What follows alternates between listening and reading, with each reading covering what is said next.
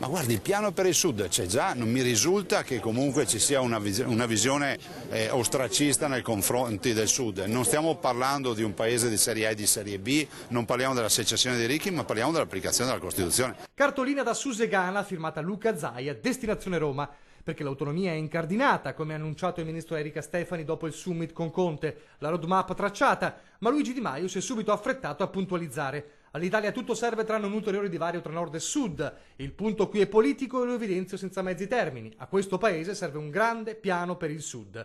Zaia ribadisce. Basterebbe guardare i voti per capire che i cittadini del Sud hanno scelto un partito, il partito dell'autonomia, che è la Lega, in territori nei quali qualcun altro dice che hanno paura dell'autonomia. Cartolina da Susegana, dove fa la sua apparizione il ministro Danilo Toninelli, che taglia il nastro del rimodernato ponte della Priula e cerca di costruire un altro ponte, metaforico, proprio sull'autonomia.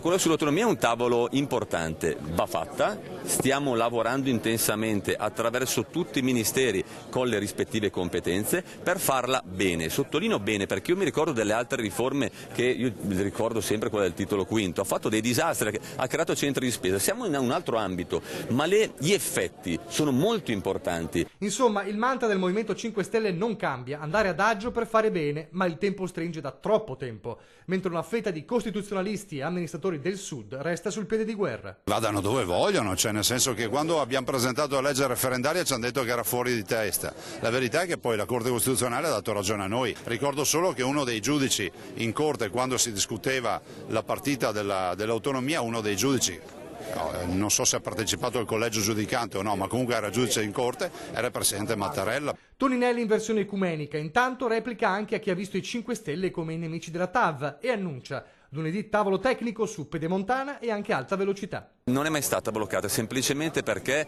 non è mai stato posto un veto su quell'opera. L'analisi costi-benefici che va parallelamente con lo stato di avanzamento dei lavori di rete ferroviaria italiana serve a migliorare. Prossimi giorni la pubblichiamo, ma RFI ha avuto un mandato chiaro, guai a voi se limitato o bloccate i lavori. Ma c'è tempo anche per uno sguardo a Losanna. Zaia freme, come tutti i veneti. Lunedì alle 18, appuntamento con la storia. Il nostro dossier è il più bello, il nostro dossier porta il sole, porta la neve, porta un territorio, porta una serata di chiusura pensata in Veneto per l'Arena di Verona e noi siamo confidenti, insomma. È anche l'occasione per convincere gli indecisi, quindi l'appello che faccio io agli indecisi, perché ormai un po', immagino, molti si siano fatti l'idea, ci saranno degli indecisi e noi saremo lì per convincere gli indecisi.